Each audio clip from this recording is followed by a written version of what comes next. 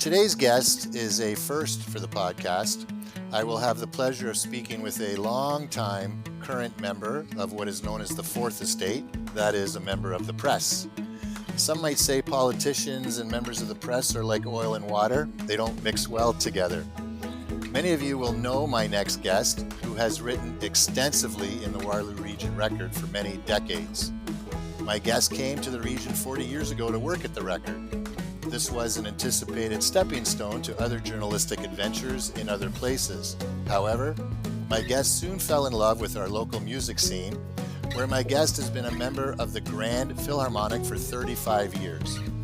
One might say my guest came to the news, but stayed for the music. I can say that I've always enjoyed my conversations with our guest, and I've always found this person to be thorough, informative, and rightfully inquisitory. But today, I look forward to asking the questions and getting some answers. It's my pleasure to welcome Luisa D'Amato to the Old Grey Mares podcast. Hi, Louisa. Hi, thank you for that great intro. I just want to know, is that inquisition or is that inquisitive? I know, exactly. I was thinking, what's a good word that would sort of combine the two and maybe make some people think? Some days it feels like an inquisition. I'm sure it does. I mean, you and I have interacted over many years, and most notably during my time as a mayor and now as a regional councillor. So, and I've always enjoyed our conversations because I always found you to be quite open to hearing what I have to say, and I've never felt that I'm being steered in a certain direction or what have you. But we're going to talk a little bit more later about. I was thinking about this after getting some, and you can think about this for later on. Some tips for politicians when speaking to the press, and I thought you might from your perspective. So I think it would be good to hear some of those thoughts. Louisa, just I didn't get into your educational background, and maybe you could just tell us, how you came to your career in journalism.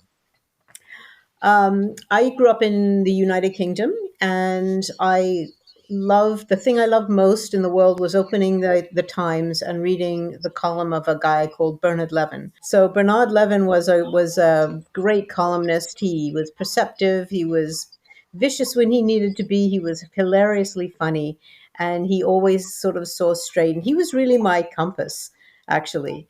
And then, and from then on, that's what I wanted to be. I wanted to be a journalist that worked for a newspaper, and that's pretty much what I've done. When I went to university, my parents sent me to the United States because that was where we were all from. My dad was just in the UK for a specific job. So we went back to the States. I went to Swarthmore College. I was the editor of the college paper there, which was much more interesting than anything I was studying for my degree. And then I went to Columbia Journalism School in New York City and learned from the best and had the most interesting year of my life. And then moved to Canada with my husband, who was Canadian, to start a career in journalism, which included the Winnipeg Tribune, the St. Catharines Standard, a short time at the London Free Press, and now I'm in Kitchener, where I've been for a very long time. Interesting you mentioned your favorite columnist. Just made me think, as I was growing up, I was one of those that would read Maclean's from the back page first, which was the Alan Fotheringham columns. Yeah, he was hilarious. Yeah, I know. I've loved reading his books, compilations of his various articles. So, actually, that makes me want to just say something quick to you, is that It's very interesting how people sort of get into journalism, which is really just discussion of public issues. They get into it through a person, and often that person is a columnist. Like, look at this common experience that you and I have had.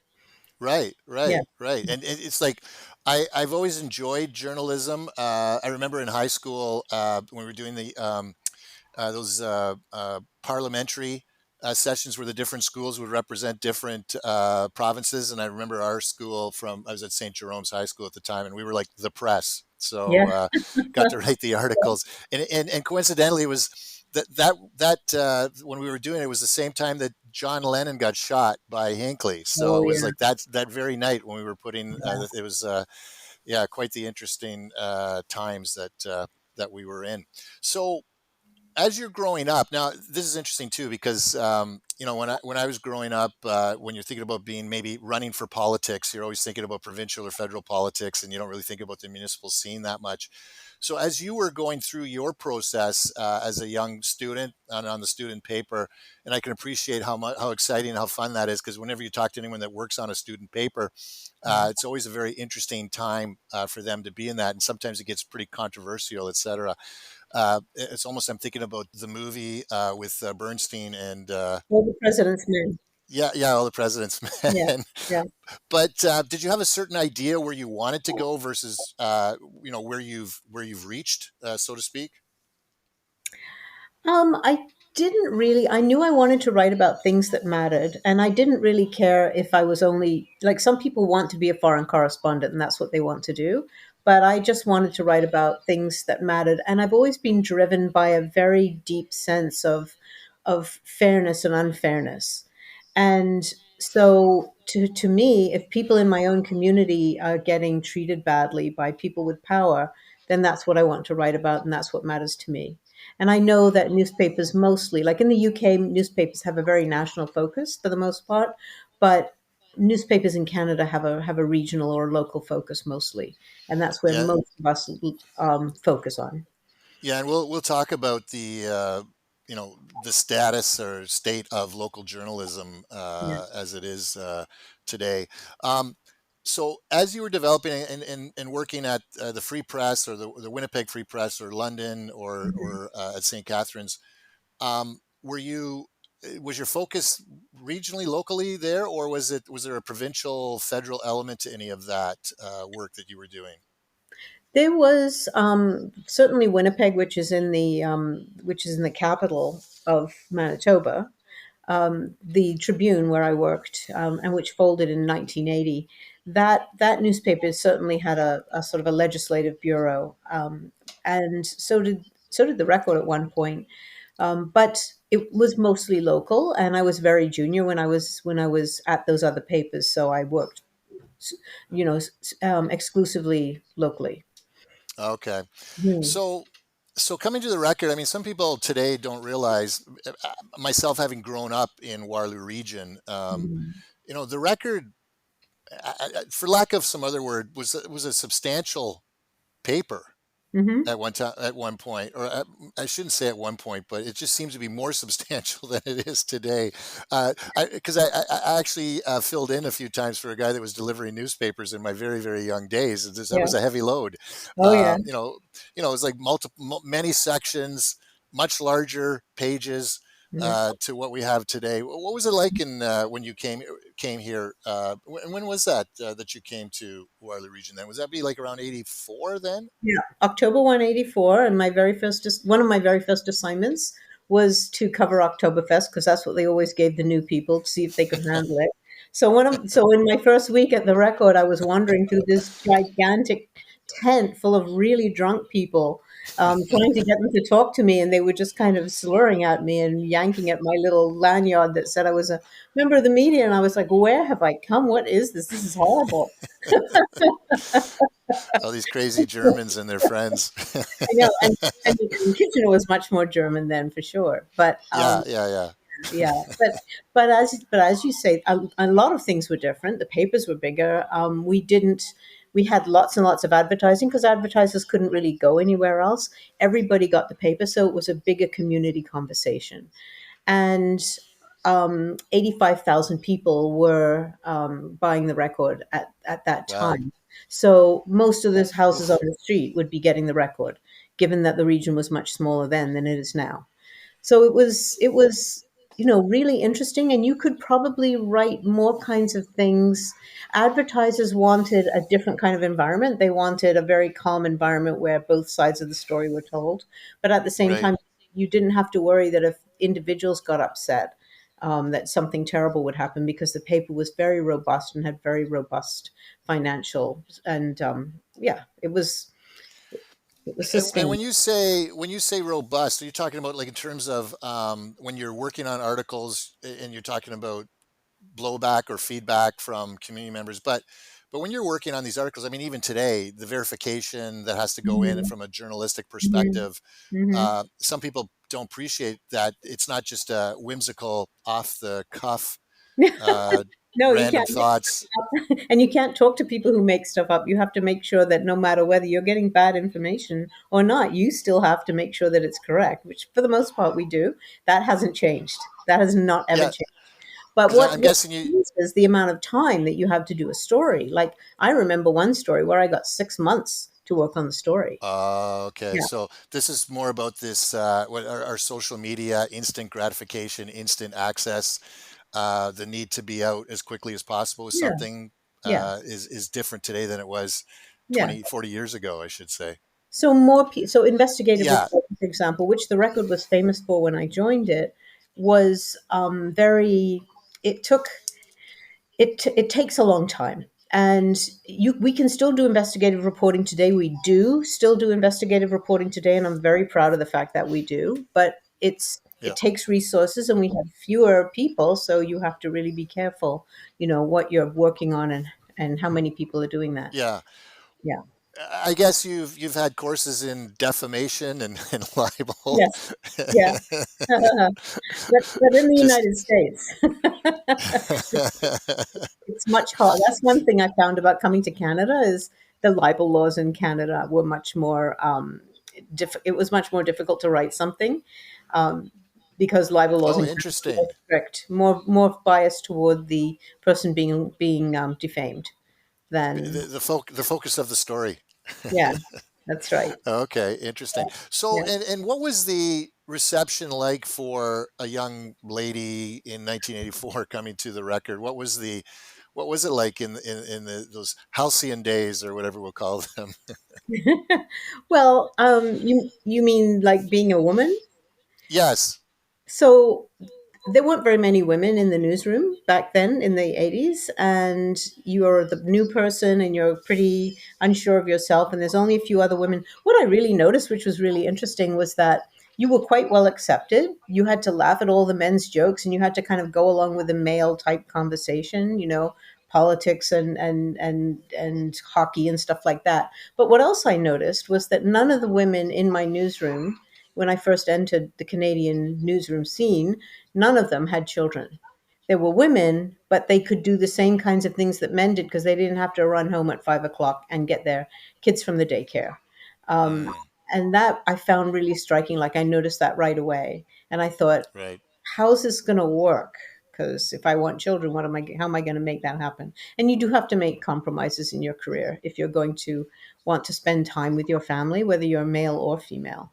But Yeah, I mean, as a father of three daughters, those are the types of issues I always think about yeah, too, in terms yeah, of in the workplace and how are they going to be treated, et yeah, cetera. Yeah, there are some difficulties there for sure, yeah. but And in you've the 80s, persevered through all that. oh yeah, oh yeah. In the 80s, the big deal was to be taken seriously and to make equal pay. And I struggled with those things, but I did pull through, and I eventually did get paid equally, and I did get, and I've always thought that the big hair and the big shoulder pads that women had in the 80s were partly an attempt to make themselves look bigger and more significant so that they would be taken seriously at work. Now we are taken seriously, and at one point in the record, we had a woman publisher, a woman editor in chief, a woman head news editor, and those things come and go now like it doesn't make any difference. But at the Yes. time, it was a very big deal for women to try to get ahead like that. Yeah, but The you're right. Nobody was gonna take me away from what I really love doing. So Yeah. when you started, then as being the new person, you're going to get certain things. Did you have a sort of a goal where you wanted to your career to go when you were with the record in terms of the types of things you were going to cover? Yeah, yeah. So they started off by after my Oktoberfest adventure and a few other Yeah. general assignment type assignments. They sent me to Cambridge, which was great. It was great training because even back then, people in Cambridge weren't terribly fond of anybody who came from north of the 401, and I had a very hard time getting stories. But it made me work really hard for them, and that was very good training. And then So you're talking about Cambridge. You're talking about Cambridge. You're covering Cambridge City Hall. Is that what you meant? no, Like no, not even City Hall. Somebody else was covering City Hall, oh, so I just had to kind of wander around and talk to people and try and find stories. oh, That was difficult. okay. They didn't want Oh, to talk to me because of where I was from, right? And that yeah. was a real suspicion that they had. So that was difficult. But 6 months later, I started covering what they called social services. And that was a whole beat that a whole reporter was put onto, and it involved poverty and homelessness and all the kinds of things that have really raised their profile these days. And we're just, it was seen as kind of a beat on the side. It wasn't seen as one of the most important core beats, but it was definitely something where you could get some great stories. And So you've just put a you just caused my shoulders to have a heavy weight because I'm thinking you were covering this stuff 39 and a half years ago, yes, I social was. services, and we're still struggling today. We're struggling more today, I think. I'm sorry to say. Oh, eh, I'm I'm sorry to just like, say. But I don't think that's oh, government is working harder to make it happen.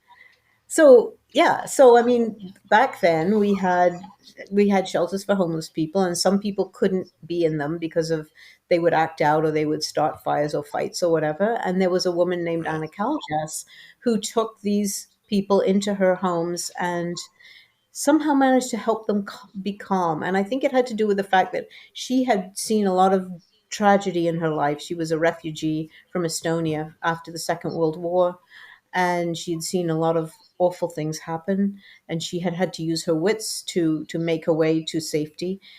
And so there was something about her that really calmed these people down. And back then there was no sense of, we didn't have a sophisticated understanding of mental health as we do now. right, But they had closed psychiatric hospitals. There were a lot of people without the services that they needed. right, He helped to right. fill that gap, and she had those three houses on Frederick Street. And I got quite close to her. I would be with her. She would talk to me about her various things. I would write about some of the people that she worked with and some of the things that she needed to do. So you could see the very beginnings of now what we have is this massive crisis of homelessness. And I feel that in some way she back then was able to provide us with answers that we didn't know that we would even need. Right. Wasn't there a documentary produced about Anna? I'm Yes, trying to recall. There Dwight was, right? Dwight Storing produced a beautiful documentary about her during the pandemic. Yeah, he Yes. did. Yes, I yes, I spoke remember. on I it. think Yeah. yes. So, well, let's talk about. So, you mentioned about 30 and a half years, and I'm talking about weight on my shoulders today. You just mentioned Anna. Um, Mhm. Yeah. Who's the Anna of today? I think the Anna of today is Nadine Green, who is the den mother, if you like, of a better tent city. And I think that a better tent city, which was created during the pandemic when Ron Doyle, owner of the Lot 42 convention space, realized he had a big building and a big parking lot. He couldn't have a convention. He couldn't have events because events weren't allowed. So he Right, invited people to homeless people could come with their tents. People living in tents was becoming a problem even before the pandemic, but it got really bad during the pandemic. He said, "Come onto my parking lot, everybody will be together." Then he decided to put small cabins in there, and working with Father Toby at St. Mary's Roman Catholic Church downtown Kitchener and some other really key partners, they worked together to make a sanctioned encampment of tiny homes. And they brought Nadine Green, who I knew because I'd seen that she used her convenience store on Water Street to right, house homeless people. Somebody complained, she got evicted, so she used that place to house people who had nowhere to live. And then and then eventually she was, as I said, she was evicted, and she made her way to a better tent city where she now is the glue that holds people together. One of the people in that store, when I was interviewing folks in there, he said to me, "She's the mother that I should have had." And I think for a mm, lot of people who are lost in this world, what they're really looking for is a sense of family. That's something that Anna gave to the people that she sheltered, and it's something that Nadine gives to the people that she works with in that encampment community. yeah. I can see what you mean. It's a very welcoming, comfortable, loving vibe whenever Hmm. you're with Nadine, right? It's Yeah, just that's right. such a warm glow, Yeah. basically. Yeah. when you're Almost a with it. magical ability. Like I saw people get very upset and angry. Like the day I met her, it was Christmas Day. I was working Christmas Day. Some people were walking up and down the street giving out little gifts to homeless people. They went into the store because they knew that there were homeless people in the store. And that's when I realized this store that I'd walked by all these years without even questioning, what was in there, Right. turned out to be something I hadn't expected, a whole new world in there. And Yes. somebody didn't like the gift, or it hurt them that somebody gave them a gift, and they threw something down and smashed it. And Nadine and people got all upset, and Nadine calmed everybody down with just a sentence in that low, kind voice that she has. It was Yeah. Yeah. amazing to Very watch. nice. Very nice. Amazing to watch. Yeah. Yes, it is. Truly is amazing. Even to watch her at Better Tent City and how Yeah. she functions within that Mhm. and moves within that environment. So, okay, so back to your Cambridge and your social services days, and you're dealing with Yeah. those issues. Where did you move to then in terms of beat? Eventually, you must have got into some politics, some local Right. So politics. in the later 1980s, when David Peterson was premier, Yes. they decided that they wanted more coverage for the record, only for the record, at Queen's Park. And Mm. for about a year, I was that person. So I would go up Oh. there a few times a week and interview people and do stories and be part of that whole scene. And then I was asked if I wanted to go into management and go onto the copy desk, but I was about to start a family, so I said no. And I'm glad I did, Uh, because in some ways, okay. if you are very ambitious and you want to have an influence in your field, you sometimes forget where you can have the best influence by just sort of moving up the ladder. Like if you're a great teacher and then somebody invites you to be a Right. principal, but you hate administration. You know what I mean? So I'm Yes. really glad in a Then you way. become a vice principal. Yeah. I'm really glad in a way that I stayed doing what I do, because writing and trying to figure things out in the community is the most meaningful for me. Right, right. So interesting that you were with Peterson. I just read the book about his 1990 election loss, so it was Yeah, very enlightening and interesting yeah. Yeah. to read about that period of time. So then, after you did the stint at Queens Park, what was your next assignment, or what were you on? So then I'm trying to think. I was doing other things too. Like I did a huge big story on, this was in the early 90s, so it would have been after my stint. Oh, yeah, I was pregnant. That's right. So I did a really big story about a man who came here from Manitoba after he had been in jail for years. He had raped and almost Oh, murdered a woman out in Manitoba and left her for dead in January on a country road. And then he mm, came here when he got out of jail. He studied by correspondence at University of Waterloo while he was in jail. He refused psychiatric help, and he moved. He came out. He wasn't required to tell his new girlfriend what he had gone to jail for. He moved in with her. He raped her teenage daughter. He strangled the teenage daughter and killed her, and oh he my burned the house down gosh. to cover the evidence. And I was covering that. And I went to Manitoba and talked to the original victim, kept in touch with her for years. And then I wrote this story the minute he pleaded guilty. So I had all Wow. the information, but you have to wait. Yeah. And it's funny that whole thing has really followed me all my life. I remember That when the story. That insurance story. company, it did. I'll tell you why. The insurance company came after the mother as soon as that story ran, because with him pleading guilty, they went after her for the cost of renovating the home and rebuilding the home that he had burned down. Because apparently you can't have insurance if it was arson. Does this make sense to you as a lawyer? Anyway, they Yeah. disputed that. What makes sense is a frustration in dealing with insurance companies, which I battle every Yes, day. But go ahead, please sure. continue. Yeah, You're adding more exactly. weight to my shoulders as this whole conversation goes on. I'm sorry.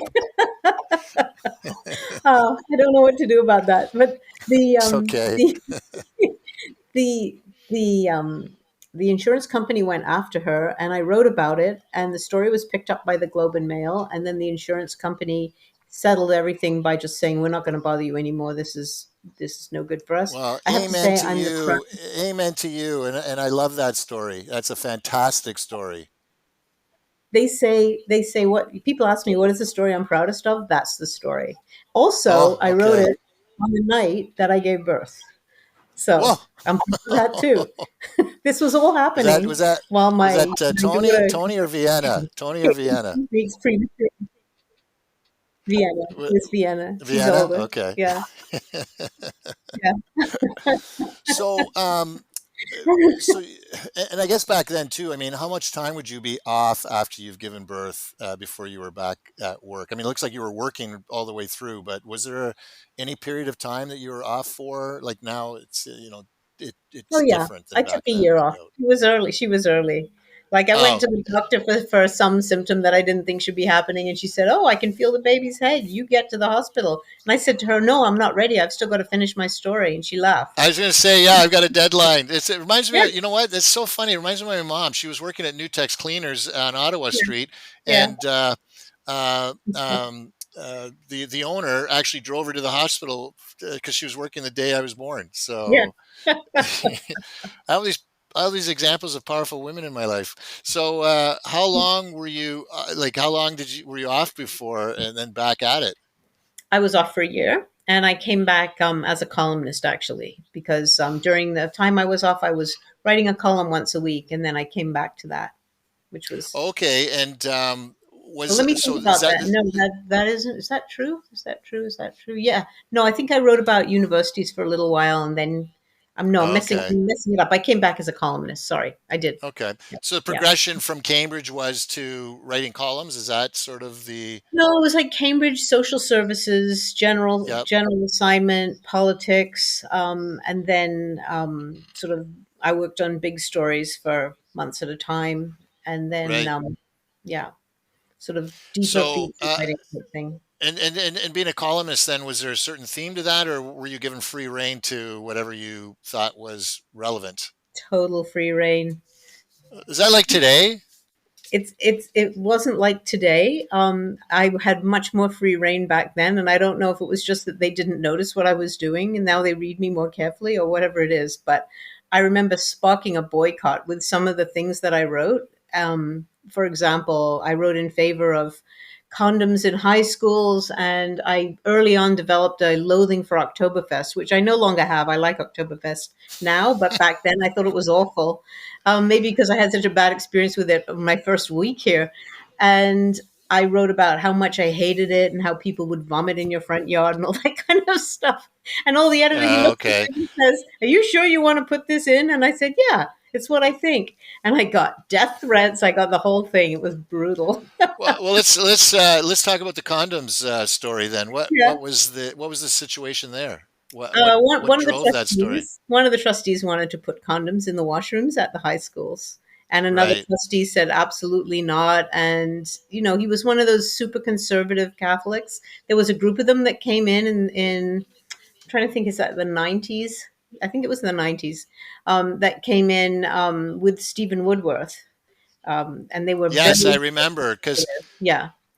yeah, because they were concerned about medical people or nurses on at the schools giving advice about family planning or what have you. I remember That's that right. That's topic. right. That was, yeah. I don't know if that was part of this. I don't remember, but definitely there was an issue about, were these nurses, these public health nurses, were they going to be Catholic? Were they going to be able to ask, "What does God want for you?" when a young person came to ask about difficult things like sexuality? Wow. Yeah, So okay, so today, if you get some blowback, it's like social media posts all over the place, or Reddit posts, or what have you. yeah. I Back then, how were you receiving the blowback? Like letters to the editor, letters to telephone the calls? editor, nasty pieces of mail that I would get with, my face blown up and horrible words scrolled across it in felt pen. Very old school. Wow. Did Yeah. you post some of these on the wall? No. No, I didn't. I felt kind of menaced by the anonymous letters. I had no problem with all the ones that said I was a jerk and they were letters to the editor. I thought that's part of the back and forth. But, Sure. at that time, I was kind of new and a bit of an upstart, and I didn't respect the things that everybody else respected, partly because I came from outside. I think it's really important to have a few outsiders among the people who are there to Yep. do journalism. Not everybody should have been born and raised in Waterloo Region, because an outsider sees things and says, "Why is it like this?" And you wouldn't think to see that. Totally That would be fair. Yeah. free. Yeah, yeah. So that was part of it. Well, and we like to see that in our, like, I can only give the municipal politics experience, but it's nice to have fresh eyes that come in sometimes and say, Yeah, why are we doing this way? of Have we course. thought about doing it this way? So obviously that's good. And I was thinking too, in prepping for this, that you and I, myself as an elected representative, and you as a journalist, while you will write stories about what the elected representatives are doing, both of us, though, conduct our business in the public eye. Yeah, that's And right. so, therefore, receive a Yeah, lot of feedback from the public about the yeah, work we do. that's right. So, That's right, we both exactly. sort of go through the slings and arrows and the odd bouquet. Yeah, that's right. I mean, I get people coming up to me and saying, "I really I loved reading what you wrote on X." And that means everything to me, because it means that people are connecting, and we're in a world where people aren't really connecting very well as much as they used to. And so it's really important that to know that something you write that somebody else reads, they've never met you, but it means something to them to read what you have to say, and they agree with you or they don't agree with you, or they feel that you're speaking to them and you're voicing things for them. That's huge for me. Well, let me ask you this. So back then, you were writing articles about different things, opinion pieces, and there were more reporters at the Record to Hmm. cover, because, as you said, when you were in Cambridge, you were like covering the on the street beat, so to Hmm. speak, and Yeah, someone that's else right. was Yeah, doing politics. yeah, But today, it seems like we have fewer journalists, reporters right. available to cover a community that is considerably larger than it once was, and so it seems like it's almost going in the wrong direction. Larger and with more complex problems. And it's certainly true that with the decline of circulation and all the many stresses that the news media are going under, that have been caused by technology and changing patterns of consumerism and everything, people not wanting to pay for news. Nevertheless, the core staff that we have now, although they're smaller, we have really decided, what are we focusing on? What are we really doing that's the most important to our readers? And that is covering the institutions of local government.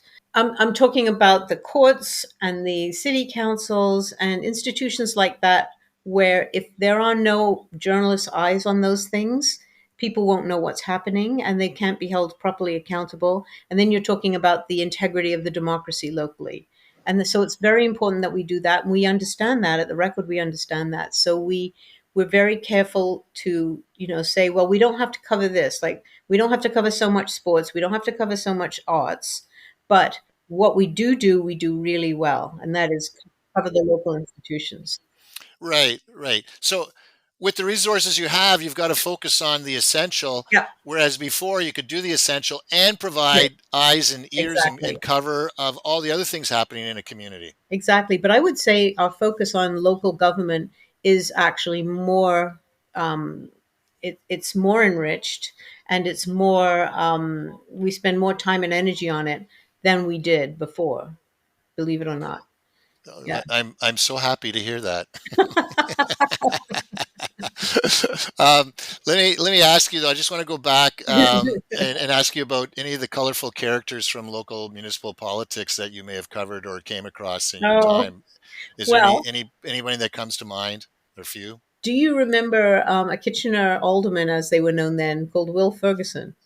Oh yes, yep, yep. Well, I In didn't. fact, I lived on Cortland for a period of time, and he was my municipal representative. But then he got elected provincially, and I Yes, know that's the right. story, the correctional institution. Yeah, yeah, that's right. I mean, he got into a lot of trouble for his activities when he was 18 years old, at Grandview Training School Yes. for Girls, which was a place where troubled young women, and now we think probably abused young women, would go when they ran away from home. They would put them there, and he helped somebody escape. Uh, Did you deal with that story, or Very peripherally. I got sued for libel because my name was on it, but all I did was construct a timeline, so I wasn't really part of that Oh, okay. investigation. That was my friend Barb Agerholm who did that. He was in the cabinet then in Bob Ray's government. But I Yes, yes, the mentioned, energy yeah, minister at the time. that's right. Giving out light bulbs and oops. So And curtains on your and heavy drapes on your windows to preserve heat or whatever. yeah, poor guy. But I mentioned him only because I had to write his obituary when he passed away, and I came across this Oh, hilarious story that I wish I'd seen. So his constituents were upset because there was construction in his neighborhood, and it was creating a lot of dust, and he was complaining about this and trying to get it fixed, and it wouldn't get fixed. And this is the populist Will Ferguson that I wish I'd seen more of at the time. He brings into council a big bag of dust and gravel, and he dumps it on his desk, and these clouds of dust rise up, and everybody gets very mad at him. And I just thought that is hilarious. Like, I was reading this little clip because I was writing his obituary, and I was howling with laughter and wishing I'd seen more of him. So he was very yeah, colorful.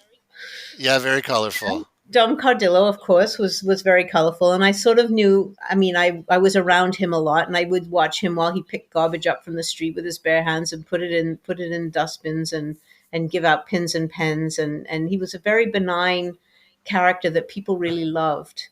Let me So ask you though, in his later years while he was mayor, mhm, he had some physical decline, yeah, correct?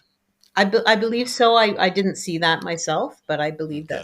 that's All right. true. Yeah. Yes, but he was very well loved. Well, we named part of the auditorium Yes. after him, right? The Yeah. Dom Cardillo Arena. Quite So, right. Quite right. yes, Yeah. very well known for handing out his pens. Yes. Yeah. But I mean, I mean, then I don't think, like, the various mayors of Cambridge are also very colorful, but I think if we're talking about politicians who really mattered, they weren't colorful, but they did amazing things. And I've always noticed in Waterloo Region, compared with Niagara, where I was before, there was, and certainly compared with New York City, where I trained, there's a really understated style of doing business. And I noticed that the minute I walked into the records newsroom, which wasn't full of reporters throwing temper tantrums like it was at, like, all the reporters were very calm, and the place felt like an insurance office, to go back to Mhm. insurance. It didn't feel like the newsroom that I knew, where reporters would be yelling and screaming and sort of demanding that somebody listen to their complaints about the guy who told them no comment or whatever it was. It was much There was much Right. more overt passion, but there was a lot of really competent hard work with a lot of commitment happening. And I noticed the same style of government, which is so interesting. Right. So we didn't have all these colorful, flamboyant sort of figures like you'll see in the United States. Who did you like in terms of doing like steady, steady as they go, competent administrators of the public purse? Who did you like? I felt that Ken Sealing, who's no longer regional chair, but was regional chair for many decades, with his work stopping sprawl, stopping urban sprawl, and preserving the countryside line. Not only the countryside line, but in so doing, our drinking water. So he had the region under him. He didn't like urban sprawl. He told me once he hated driving in places like Mississauga because it felt like the Mm. suburbs went on forever. And his goal was to have it be only 10 minutes from any point in any city in the region of Waterloo before you reached the countryside. And so I thought this was really interesting. So, what I wanted to ask you, Louisa, was you sort of touched on it when you talked about the how you today see the role of press in the local newspaper. What do you see happening with like we all talk about this the decline of and again not in a negative in terms of quality sense, but just in an overall quantitative sense, the decline of local journalism, and really attributed to the onset of social media and people getting all their news that way. Um, what concerns do you have about like where do you see the future of local journalism going? I wish I knew. I don't think the future of, like, I think local journalism is really important, and I think people understand that. They understand that it's important to get the local news. some things have happened where they don't want to pay for it because they're not used to paying for things on the internet. And in part, Right. newspapers, when the internet first became popular, news media would have a website and they would allow all access to their news for free instead of showing people that they had to pay for it, just like they had to pay for a published copy of the paper. Hmm. So people got used to getting information for free on the internet and they don't Right. like to pay for it. And that is part of the problem we face now. And of course, in addition to that, I think respect for professionally reported news where all sides of the issue are sought and investigated, and carefully investigated stories that you can trust the information that you're getting, which only happens when you have Right. professionals doing it. That that kind of demand for that has decreased as social media has trained people with its algorithms that take you deeper and deeper into your own opinion and not exposing you to other opinions. That's really damaging to our social fabric because, And that's a good point because you can open a newspaper and see, well, hopefully see a variety of opinions. I mean, there are some yeah, papers that are considered right of center or left of yeah, center, but you'd like to get as much of a wide expanse across the yeah, spectrum as you could, and that could happen. Whereas social media, you can sort of you're selecting who you're following, and that that's sort of right. gets you into this social echo chamber in the sense That's right. that it's just reinforcing your views and brings you farther down that path.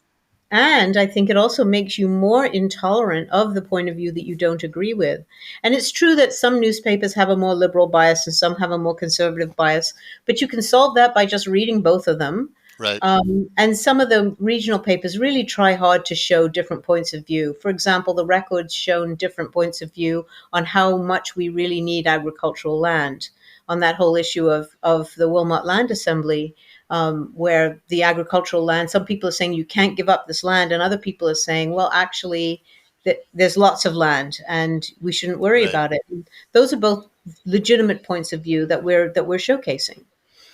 Yes. Let me ask you. I meant to ask you this. As you were progressing through your career as a journalist, who were Mhm. some influences locally for you? Mentors or people you admired?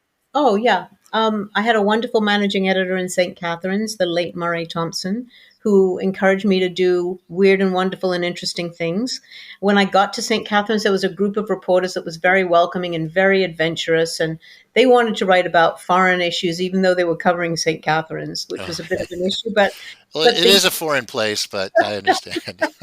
the editor was great because he allowed them to sort of indulge themselves in a six-part series on international nuclear weapons. Oh, And okay. then and then he, because he knew that that was the way to keep this brilliant person, and have them do investigative series about stuff that was happening in Niagara. So that was one person that I really feel grateful to. And then Frank Etherington actually was a very good mentor for me, Mm, hmm. and introduced me to Anna Kaljas and helped me understand how to weave journalism in with trying to make things better for society. He was an expert at doing that, and he showed me a lot. And Frank entered local politics, municipal He did. politics after Yes, he he did. ritired, I believe, right? That's right. That's Yeah, yeah, right. yeah. So, and Absolutely. served a few terms on Kitchener Yeah. City Council. Yeah. So let me ask you this then. We're going to wrap up soon. So tell me, give me some tips from Luisa D'Amato on politicians, municipal politicians interacting with local press. Oh, yeah. I have a few. Not that anybody's ever asked me, so thank you very much for the question. One of the things I would love if local politicians would do is answer the damn question. Like, you ask a politician a question, and this always happens. I don't say it's happened with you because I It's can't okay. remember You can the be times. blunt. I don't mind. But no, You can be you the can tell higher up, honestly.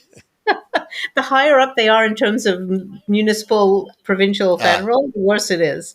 You'll ask them a question about A, and you'll get an answer about B. And I thought mm, this was really interesting. And then one time I had to be interviewed on the radio for something, and a friend of mine who was working in public relations at Wilfrid Laurier University said to me, just think of the things you want to say, two or three things, and then work that into your answer. And I'm like, so that's how they do it, because it wouldn't matter. Whatever you ask, why did you spend so much on snow clearing? And they'd say, our goal is to have a wonderful walkable city. And it doesn't have anything to do with why they spent so much on snow clearing. You know what I mean? That drives me Yes, I crazy. understand. There's always sort of a broad array of things you could touch on with respect to that answer. Yeah. So answer the question. What other tips do you have? So yeah, answer the damn question for sure. And getting back to journalists, I think it's important because the journalist isn't asking the question for themselves. The journalist is asking the question on behalf of the people who are listening or reading or watching the news. So it's important that the politician understands that they're accountable to the public. And I think when a when a when an elected official gets back to me, I feel in a timely way, then I feel that they take their responsibility of serving the public seriously. And if they don't, then I feel like they're not interested in that. Now, maybe I'm wrong. Maybe they have other ways of getting to the public that don't involve the media. But I of course, wouldn't be doing this job if I didn't think that the news media are a really important channel between elected officials and the people they serve. And And as long as that's around, then I think it's a good idea to get back to the person who asked you a question. And very often, um, depending on who the person is, that happens or it doesn't happen with regularity. And so I think that's one thing. And then the other thing that I think elected officials should pay attention to is when people are really upset about something, really listen to them. An example would be this whole business in Wilmot with the industrial megasite happening with no public consultation, no public meetings. And I think people are upset about that. And it isn't just because of the farmland. It's because of a lot of principles that especially longtime residents of Waterloo Region accept as making up the culture of our community: conservation, preserving the countryside.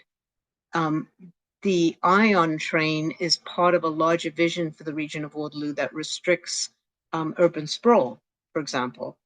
So when people are upset about something, it's often about something bigger than the specific matter that they're upset about. Luisa, thank you very much for being our guest today. I really enjoyed our time together. Thanks for offering some great insights, especially some of your thoughts on local media and politicians.